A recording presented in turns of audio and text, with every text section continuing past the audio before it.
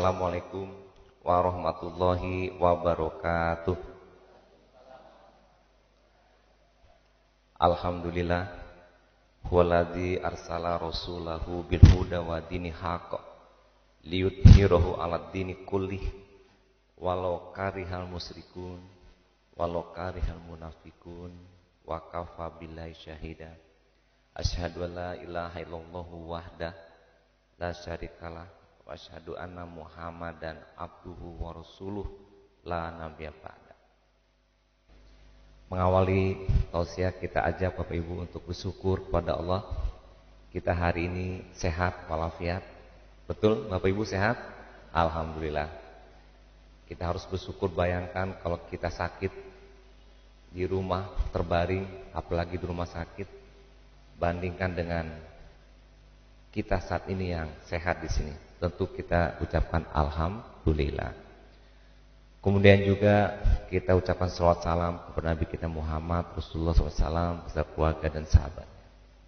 Nah Bapak Ibu, puasa itu tidak sekedar bermakna untuk tidak makan dan tidak minum.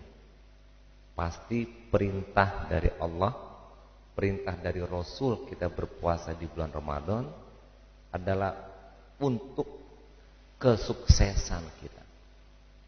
Tidak ada satupun perintah-perintah dari Allah dan Rasulnya membuat kita gagal, nggak mungkin. Oh Pak, puasa kan lapar Pak, haus. Berarti Allah ngerjain kita, membuat kita jadi haus, jadi lapar. Nah kalau itu yang ditanya, tentu kita perlu jelaskan bahwasanya betul tidak makan lapar, betul tidak minum haus.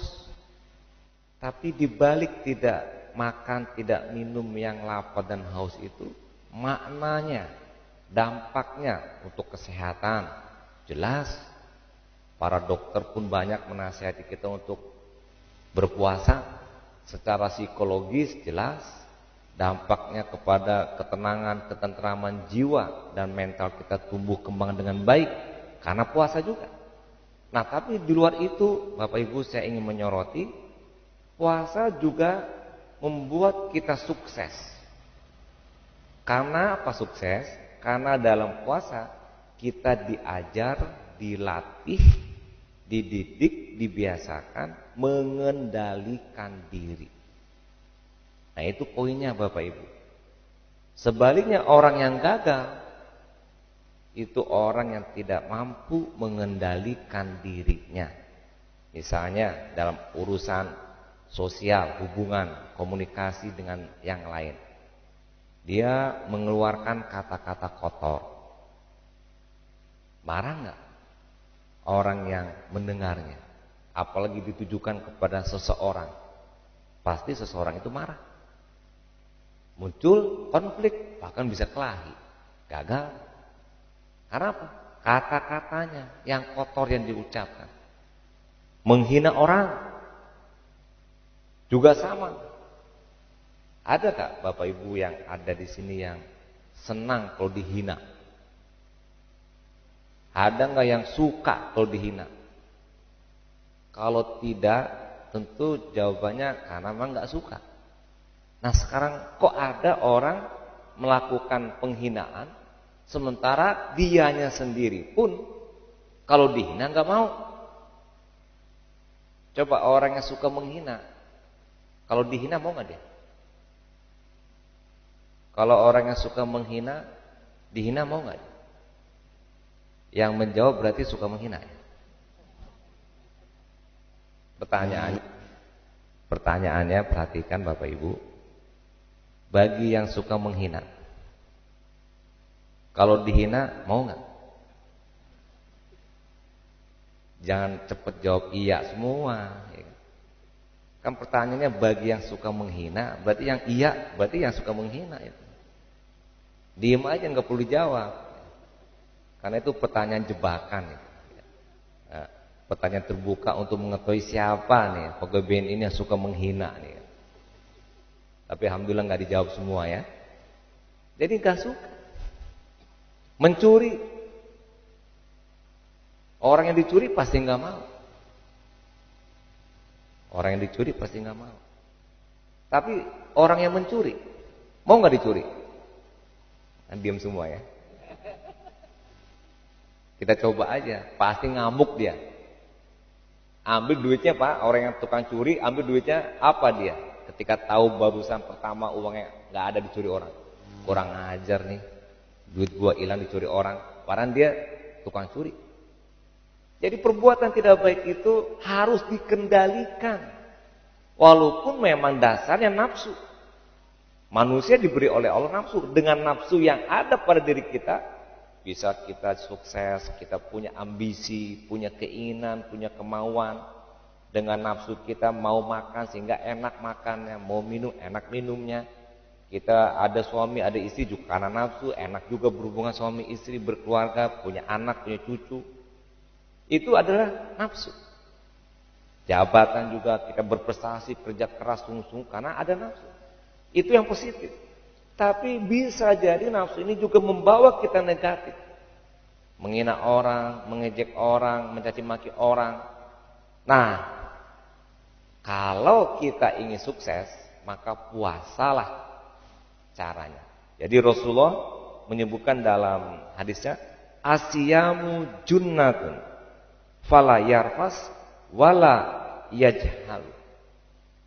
Artinya bahwa puasa itu benteng untuk mengendalikan diri. Jadi puasa itu benteng Bapak Ibu. Sebagai benteng untuk mengendalikan diri kita dari perbuatan kotor, dari kata-kata penghinaan, dari perbuatan maksiat.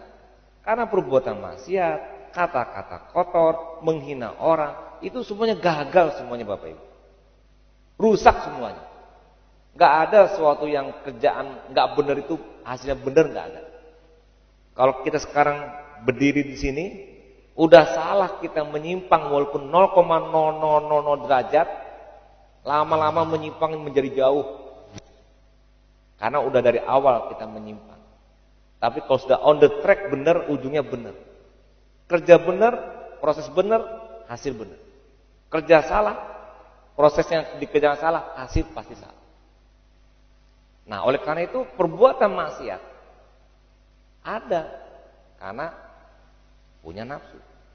Banyak kejadian Bapak Ibu mendengar, membaca, lihat di media, di TV, orang yang berbuat kriminal akibatnya dipenjara. Mencuri, korupsi akibatnya dipenjara. Berkata tidak baik, kotor, menghina orang akibatnya dipenjara. Kemudian kalau dia bekerja, kerjaan nggak amanah, nggak ikuti aturan, nggak betul juga, akhirnya dipecat. Perusahaan rugi. Itu bisa terjadi di antara kita karena nafsu. Kenapa orang korupsi? Nafsu ingin kaya. Kenapa dia ingin mencuri? Nafsu ingin dapat uang. Kenapa dia memperkosa orang? Nafsu melampiaskan nafsu seksual dia. Gagal. Kenapa nafsu? Padahal nafsu tadi bisa positif. Kita jadi sungguh-sungguh punya jabatan dengan keseriusan kita berkeluarga dan sebagainya, berprestasi. Itu yang positif. Nah, untuk supaya nafsu yang ada pada kita, yang Allah berikan kepada kita, supaya nafsu itu baik, maka kita kendalikan dengan berpuasa. Makanya kata Rasulullah, asyamu junnah. Puasa itu adalah benteng buat kita dari perbuatan-perbuatan yang tidak baik, kita bentengi. Loh kok begitu Pak? Kenapa? Karena 1 bulan penuh, 29 atau 30 hari, nafsu makan dikendalikan, enggak makan. Nafsu minum dikendalikan, tidak minum. Nafsu seksual dikendalikan, tidak boleh berhubungan di siang hari. Nafsu untuk mengejek orang enggak boleh karena akan merusak ibadah puasa kita. Rasulullah melarang juga berpuasa marah-marah. Ya kan? Enggak boleh juga kita berpuasa menghina orang. Enggak boleh yang jelek ketika berpuasa. 30 hari. Itu ibarat training Bapak Ibu, latihan training 30 hari. Itu kalau kita di kantor sebulan penuh training, 1 bulan 24 jam. Itu mestinya itu berhasil itu mestinya. Betul nggak Bapak Ibu? Di sini ada yang bidang SDM nggak di sini? Yang hadir. Yang pelatihan-pelatihan. Kalau 1 bulan 24 jam di drill, dilatih, dikondisioningkan, dikondisikan, dibiasakan. Kita dikendalikan nafsu kita selama 1 bulan. Kita kendalikan diri, nggak mencaci orang, nggak marah, nggak makan, nggak minum, dan semuanya dikendalikan. Mestinya, logikanya, ujungnya itu mampu mengendalikan diri setelah berpuasa 1 bulan. Karena Rasulullah mengatakan asyamu junnah, dan dia juga dalam beberapa dalil yang lain dikuatkan. Misalnya contoh ya, ada pemuda yang ingin menikah, tidak mampu, uang tidak punya, kata Rasulullah, berpuasalah kamu. Jadi wa man lam yastati fa alaihi bisaumi fa inna lahu wija. Jadi maka kalau kamu nggak mampu untuk menikah, maka berpuasalah. Ya, karena berpuasa itu menjadi benteng bagi diri kamu. Nah, jadi itu contoh, dan contoh yang lain dalam perbuatan-perbuatan yang kita lakukan yang bisa berdampak kepada kegagalan karena juga hawa nafsu. Nah, itu kita kendalikan. Insya Allah sukses. Kita lihat ya Bapak Ibu, kita puasa hari ini, nggak makan, nggak minum. Berarti kan kita sudah mengendalikan diri kita. Lihat makanan, oh saya puasa. Lihat minuman, oh saya puasa. Perutnya mulai keroncongan, oh saya puasa. Terkendali. Alhamdulillah kita berhasil sampai menjelang berbuka. Nah, ini catatan nih Bapak Ibu. Ketika mulai akan berbuka, nah ini yang jadi catatan. Ibu-ibu kadang-kadang pergi ke pasar, beli makanan. Semua yang ada di pasar dibeli semuanya. Mampir ke warung, semua yang di warung dibeli semuanya. Mampir di tepi jalan, ada kolak pisang, ada kolak ubi, ada kolak cendol, ada kolak apa lagi? Ibu-ibu? Hah? Duitnya banyak, dibeli semuanya. Itu nafsu. Coba deh, pas berbuka, itu yang dibeli dimakan nggak? Yang dibeli dimakan nggak? Nggak mungkin dimakan semua. Akibatnya terbuang. Oh, besok pagi mau dibakar lagi sahur, yang kolak-kolak tadi. Gak mungkin. Oh, besoknya kita angetin, udah gak nafsu juga. Nah Bapak Ibu, bagaimana pelatihan kita? Udah dilatih gak makan, gak minum seharian, menjelang berbuka sudah batal. Dalam arti latihannya udah gak sukses. Itu baru berbelanja menjelang buka puasa. Ketika buka puasa, kalau kata orang Minang, Pak Gunawan, disantuang sadanya, dihabihan sadanya, yang di meja dimakan, itu pun masih banyak berlebih. Bapak Ibu, kalau sudah kita makan kebanyakan ketika berbuka, nah ini balas dendam nih saya, pagi nggak makan, siang nggak makan, sekarang makan 3 kali lipat. Habis makan kebanyakan, apa yang terjadi pada diri kita? Terduduk. Betul? Takalo. Malas untuk ibadah lagi. Puasanya pun malas. Apalagi taraweh. Gagal Bapak Ibu.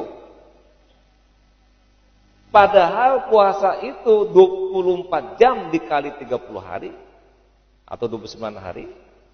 1 bulan dilatih, malam juga kita harus melatih diri. Nah, itulah yang membuat kegagalan kita dalam mencapai pengendalian diri agar kita sukses. Karena kita yang membatalkan sendiri di malam hari. Walaupun boleh, siapa yang melarang makan minum di malam hari memang boleh. Tapi yang poin yang ingin saya katakan, tolong juga kendalikan diri kita. sebagai keterusan kelanjutan dari pengendalian diri kita pada waktu di siang hari. Oleh karena itu Bapak Ibu, marilah kita sukseskan program pelatihan puasa di Ramadan ini dengan cara kita konsisten kendalikan diri. Insya Allah saya yakin kalau siang kita mengendalikan diri, malam pun kita mengendalikan diri, insya Allah kita akan bisa sukses menjadi orang-orang yang bertakwa nantinya. Dan dalam hadis Nabi juga disebutkan, la yu'minu ahadukum hatta yakuna hawahu taba'an lima ji'tu bi. Ini hadis Nabi. Artinya tidaklah beriman salah seorang kalau kita tidak bisa mengendalikan nafsu kita hingga kita mengikuti apa yang Allah dan Rasul bawa. Dan juga dalam surat Al-Samsu ayat 7 dan sampai 10, sungguh beruntung orang-orang yang membersihkan jiwanya, mengendalikan dirinya, dan sangat merugi orang yang mengotori jiwanya. Dan insya Allah kita akan menggapai kesuksesan dengan cara mengendalikan diri kita melalui puasa di bulan Ramadan. Terima kasih dan mohon maaf. Assalamualaikum warahmatullahi wabarakatuh.